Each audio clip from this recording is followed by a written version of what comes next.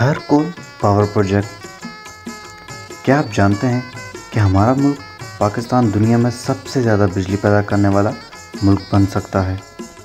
جی ہاں دوستو، پاکستان میں اس وقت اتنا کوئلہ موجود ہے کہ اگر پاکستان اس سے بجلی بنانا شروع کر دے تو اگلے 300 سالوں تک پاکستان اپنے ملک میں بجلی فراہم کر سکتا ہے، اور ساتھ ہی ساتھ پاکستان اپنے جیسے 5 ملکوں کو بھی اگلے 300 سالوں تک بجلی مہیا کر سکتا ہے۔ پاکستان میں 1991 میں تھر کے صحرا میں ایک ایسے کوئلے کے ذخیرے ملے ہیں جسے GS پاکستان اور امریکن انٹرنیشنل ڈیولپمنٹ نے مل کر ڈھونڈا ہے۔ پاکستان دنیا کے 20 ملکوں میں سے ایک ملک ہے جہاں سب سے زیادہ کوئلے کے ذخائر پائے جاتے ہیں۔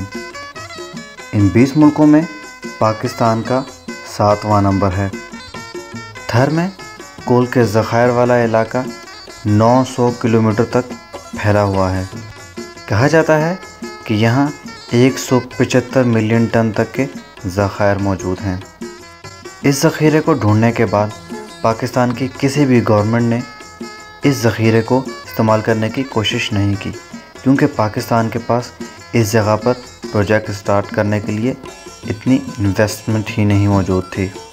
سی pack Pakistan China economic corridor start ہوتے ہی پاکستان نے اس پروجیکٹ کو سی پیک میں شامل کرنے پر زور دیا تاکہ دنیا کے 7ویں بڑے کوئلے کے ذخیرے کو نکالا جائے، اور وہاں سے نکالے ہوئے کوئلے کی مدد سے بجلی کے مسئلے کو حل کیا جائے۔ سب سے بڑا ٹارگٹ وہاں سے نکالے گئے کوئلے کو بجلی گھروں تک لانا تھا، جس کے لیے سی پیک کے تحت حیدرآباد سے نوکوٹ تک لنک روڈ بنائی گئی، جو کہ 100 کلومیٹر لمبی ہائی وے ہے، اور اس کے ساتھ ساتھ اسلام کوٹ سے کراچی تک 410 کلومیٹر تک لمبے روڈ بنائے گئے۔ پاکستان میں نکلنے والے اس کوئلے کے ذخائر عرب امارات میں نکلنے والے آئل سے کہیں زیادہ ہے۔